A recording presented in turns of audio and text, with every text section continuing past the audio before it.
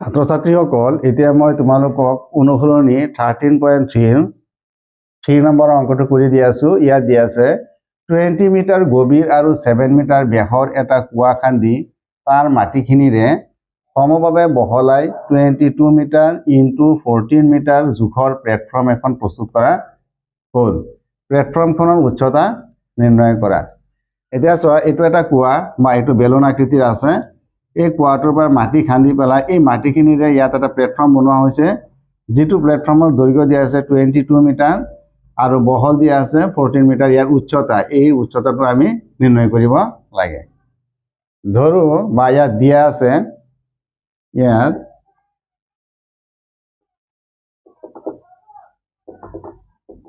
দিয়া আছে কুঁৱা বা বেলুন।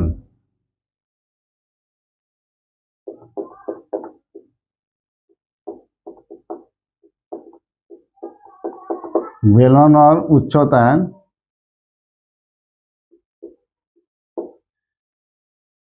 মই ধৰিলো small h equal to 20 metre আৰু বেলুনৰ ব্যাস দিয়া আছে d ইকুৱেল টু 7 মিটাৰ। গতিকে r হ'ব, ব্যাসাৰ্ধ হ'ব 7/2 ইকুৱেল টু 3.5 মিটাৰ।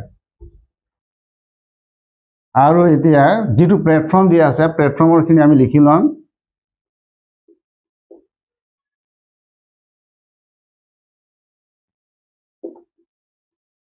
প্লেটফৰ্মৰ দিশ দিয়া আছে, ধৰিলো মই capital L equal to 22 metre, প্ৰস্থ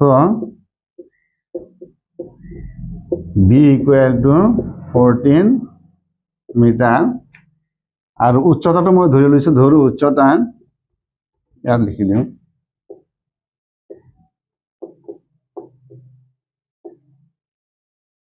কেপিটেল H ইকুৱেল টু কিমান, আমি এইটো উলিয়াব লাগে। বেলুনৰ যিটো আয়তন বা কুঁৱাটোৰ পৰা যিখিনি মাটি ওলাইছে, এইটো এটা বেলুন সদৃশ। গতিকে বেলুনৰ আয়তন ইকুৱেল টু এইটোৰ আয়তন হ'ব। এতিয়া আমি লিখিম বেলুনৰ আয়তন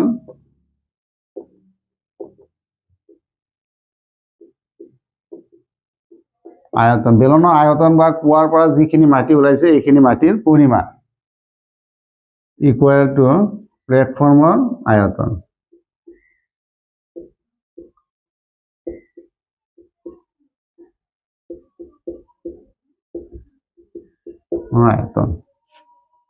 বেলুনৰ আয়তন হ'ল পাই r square h equal two L into B into capital H। ইয়াত যেহেতু পাইৰ মান 3.14 দিয়া নাই, গতিকে আমি ইয়াত ধৰি ল'ম 22/7 ইনটু r ৰ মান হ'ল 3.5 ইনটু 3.5 আৰু উচ্চতা হ'ল 20 মিটাৰ কিউব। যেহেতু ইয়াতো মিটাৰ আছে, ইয়াতো মিটাৰ আছে, ইয়াতো মিটাৰ একক আছে, গতিকে মিটাৰ কিউব। এতিয়া L হ'ল 22 metre into 14 metre into H। এতিয়া আমি ইয়াৰ পৰা দশমিকখিনি উঠাই দিম।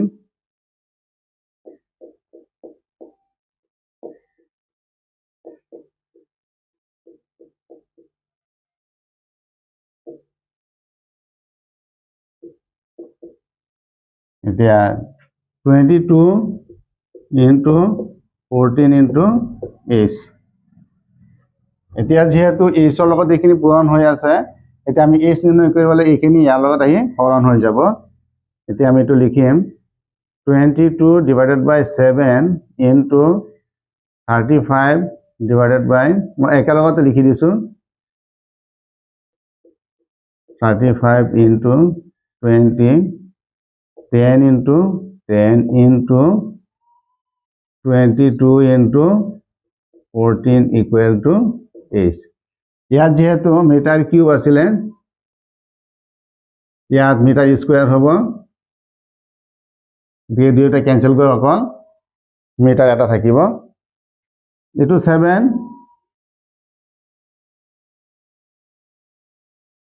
ইয়াত 5 টাইমছ গ'ল এইটো 10 ইয়াত 2 টাইমছ গ'ল এইটো 2 ইয়াত 11 টাইমছ গ'ল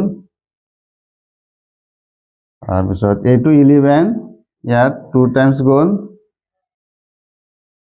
এইটো 2 ইয়াত 7 টাইমছ গ'ল এইটো 7 ইয়াত আকৌ 5 টাইমছ গ'ল গতিকে তলত আমি দেখা পালোঁ অকল 10 আছে আৰু ইয়াত আছে 5 into 5